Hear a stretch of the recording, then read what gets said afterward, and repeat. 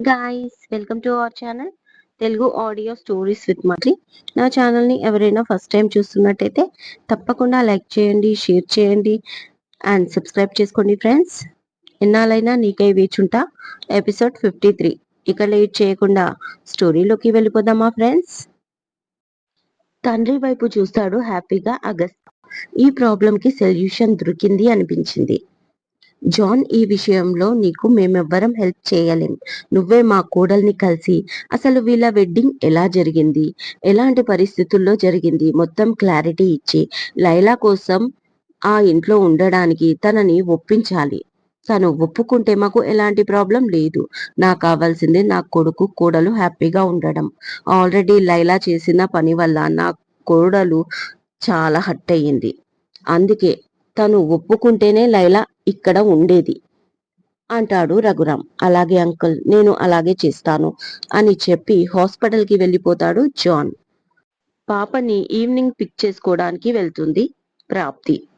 తను కారు దిగగానే ఆల్రెడీ అగస్య అక్కడ నిలబడి కనిపిస్తాడు. కామ్గా అతని పక్కన వెళ్ళి నిలబడుతుంది. వెరీ రెస్పాన్సిబుల్ ఫాదర్ అనుకుంటూ. పాప రావడంతో అగస్య కాళ్ళను చుట్టేసింది. ఇక కారులో కూర్చొని బోల్డ్ అని కబుర్లు చెప్తూ ఉండగా ఇంటికి చేరుతారు. దారిలో కూడా ప్రాప్తి అస్సలు మాట్లాడద్దు. దాంతో అగస్యకి విపరీతమైన కోపం వస్తుంది ప్రాప్తి పైన. తన పైన ఏదైనా అనుమానం ఉంటే నిలదీసి అడగాలి. అలాంటిదేమీ లేకపోతే తనతో ఫ్రీగా మాట్లాడాలి. అలాంటిది తను అసలు మాట్లాడట్లేదు. ఎప్పుడు నేనే ప్రేమను చూపిస్తాను. తను మాత్రం తన మనసులో ఉన్న మాటని బయటికి ఎక్స్ప్రెస్ చెయ్యదు. ఇలాంటి పరిస్థితి వస్తే తనని నేను ఎలా అర్థం చేసుకోవాలి? కనీసం ఇలా ఎందుకు చేశావని గొడవైనా పడొచ్చు కదా నాతో. అలా అయినా నాపై ప్రేమ ఉందని హ్యాపీగా ఫీల్ అయ్యేవాణ్ణి. నన్ను ఎప్పుడు అర్థం చేసుకోదా అని తన వేలోనే ఆలోచిస్తూ ఆఫీస్కి చేరుతాడు అగస్త్య. నువ్వు నన్ను ఇక్కడికి ఎందుకు తీసుకొచ్చావు? నేను అగస్త్య దగ్గరికి వెళ్తానని తెలీదా? హ్యాపీగా వాళ్ళ హౌస్ లో ఉండేదాన్ని. నన్ను ఎందుకు ఇక్కడికి తీసుకొచ్చి పడేశావు? అరుస్తుంది లైలా జాన్ పైన. తన మాటలు వింటూ బత్తాయి జ్యూస్ తీస్తున్నాడు కామ్గా జాన్. ఏంటి అన్నయ్య, మీకు వినపడట్లేదా అడిగింది. వింటున్నాన్మా. వాళ్ళ కాంపౌండ్ వాల్ ఫుల్ సెక్యూరిటీ ఉందంట. మార్నింగ్ నిన్ను హాస్పిటల్కి తీసుకురావడానికి వాళ్ళు 1,00,000 ప్రశ్నలు అడిగారంట. ఎందుకు ఇంత ఎర్లీ మార్నింగ్ ఓనర్స్ కి చెప్పకుండా వెళ్తున్నారు అని. ట్రై టు అండర్స్టాండ్ మీ. నీకు కాస్త హెల్త్ బాగవ్వగానే వాళ్ళ అవుట్ హౌస్ ఏంటి, వాళ్ళ ఇంట్లోనే డ్రాప్ చేస్తాను. ప్లీజ్ అప్పటి వరకు నన్ను విసిగించకు. మా మంచి లైలా కదా, కామ్గా ఈ జ్యూస్ తాగమ్మా అంటూ చేతికిస్తాడు. జాన్ చెప్పిన మాటలు నిజమే ఉండొచ్చు.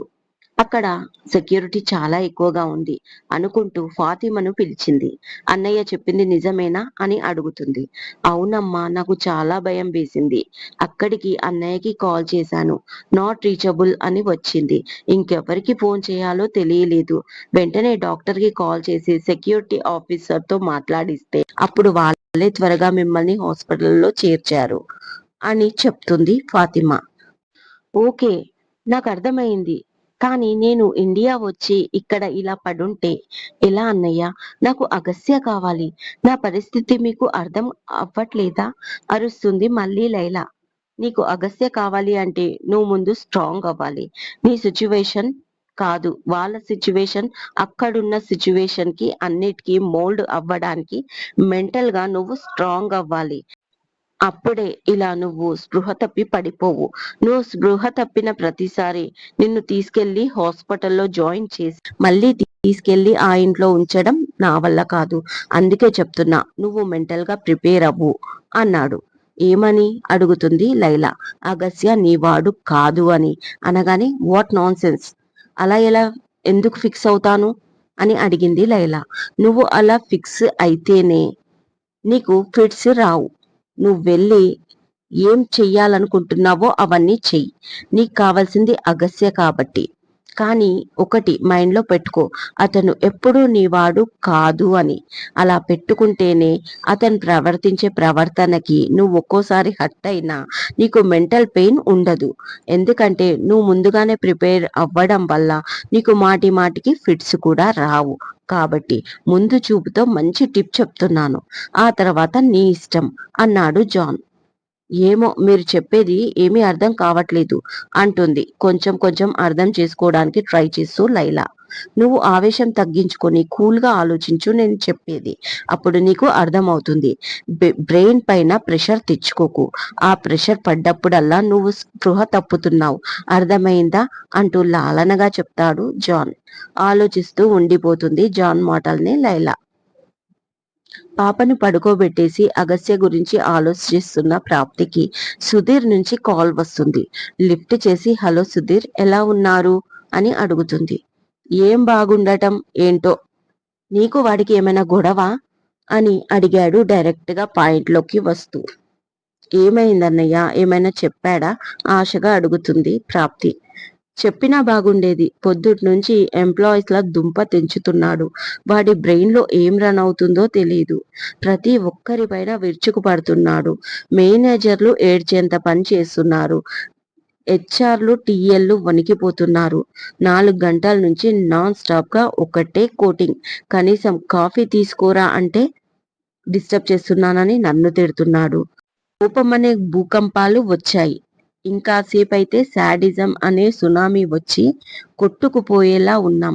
మమ్మల్ని కాపాడు. అసలు ఎందుకు అప్సెట్ గా ఉన్నాడో, సడన్ గా వీడిలో పని రాక్షసుడు ఎందుకు బయటికి వచ్చాడో నాకైతే అర్థం కావట్లేదు. ఎందుకైనా మంచిదని నీకు కాల్ చేశాను అంటాడు సుధీర్. ఏదో చిన్న ఇష్యూ, మాట్లాడట్లేదు అని చెప్తుంది ప్రాప్తి మొత్తం విషయం చెప్పకుండా. అమ్మా తల్లి, నువ్వు మీ ఆయనతో మాట్లాడకపోతే ఇంతమందికి డేంజరా? మా మీద దయ చూపించు తల్లి. కాస్త మీ ఆయనకి ఫోన్ చేసి మాట్లాడు. కావాలంటే నీ చుట్టూ పొర్లు దండాలు పెడతాం వచ్చే శనివారం అంటూ దేవుడికి వేడుకున్నట్టుగా వేడుకున్నాడు సుధీర్. ఆ మాటకి నవ్వొస్తుంది ప్రాప్తికి. నా ఫోన్తో నార్మల్ అవుతాడు అంటారా అని అడుగుతుంది ప్రాప్తి. కంపల్సరీ అవుతాడు, కావాలంటే ఛాలెంజ్. ఒకవేళ కాకపోతే నీకు నేను 100 కోట్లు ఇస్తాను అన్నాడు. సుధీర్, బాగా ఆలోచించుకో, 100 కోట్లు అంది నవ్వుతూ ప్రాప్తి. నువ్వు కూడా ఆలోచించుకో ప్రాప్తి, వాడు కూల్ అయితే 100 కోట్లు నువ్వు నాకివ్వాలి. 100% నేనే గెలుస్తాను. ఆ 100 కోట్ల కోసం మరొకసారి మీకే గొడవ జరుగుతుంది. ఆ తర్వాత నీ ఇష్టం అన్నాడు సుధీర్. దానికి నవ్వుతూ, సరే మరి, అక్కడ మా ఆయన ఉంటాడు, కాస్త ఫోన్ ఇస్తారా అని అడుగుతుంది ప్రాప్తి అప్పుడే కాల్ చేసినట్లుగా బిల్డప్ ఇస్తూ. అమ్మో, నేనిప్పుడు ఆవేశంలో ఈ ఫోన్ తీసుకెళ్లి ఆయన చేతిలో పెడితే నువ్వెందుకురా ప్రాప్తికి ఫోన్ చేశావు అని నన్ను తన్నడానికా? అవసరం లేదు, మీ ఆయనకి నువ్వే కాల్ చేసుకో. కానీ ప్రాప్తి ప్లీజ్ కాల్ చేయి రిక్వెస్ట్ చేస్తాడు సుధీర్. ఓకే ఓకే, నేను కాల్ చేస్తాను. కాల్ కట్ చేస్తుంది.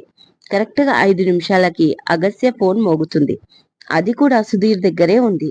ఆ ఫోన్ తీసుకొని స్టైల్ గా అగస్త్య ముందుకు వెళ్ళి, హలో ప్రాప్తి, సారీ ప్రాప్తి, అగస్త్య చాలా బిజీగా ఉన్నాడు, నువ్వు తర్వాత కాల్ చేయి అన్న మాట కంప్లీట్ కాకముందే ఆ ఫోన్ అగస్త్య చేతిలోకి వెళ్ళిపోయింది.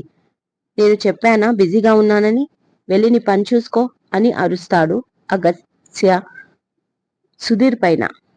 ఆ మాటకి ప్రాప్తి నవ్వుకుంటుంది. వెంటనే కాల్ అటెండ్ అయ్యి హలో అని అగస్త్య అనగానే, బిజీనా, డిస్టర్బ్ చేశానా అని అడుగుతుంది ప్రాప్తి. అదేం లేదు, నువ్వు చెప్పు అన్నాడు చాలా మృదువుగా. అది అది నైట్కి ఏ శారీ వేర్ చేయాలో తెలియట్లేదు, అదే అడుగుదామని అంది చాలా నెమ్మదిగా ప్రాప్తి. అంతే, అగస్త్య ఫేస్ లో 1000 బల్బులు ఒకేసారి వెలిగాయి.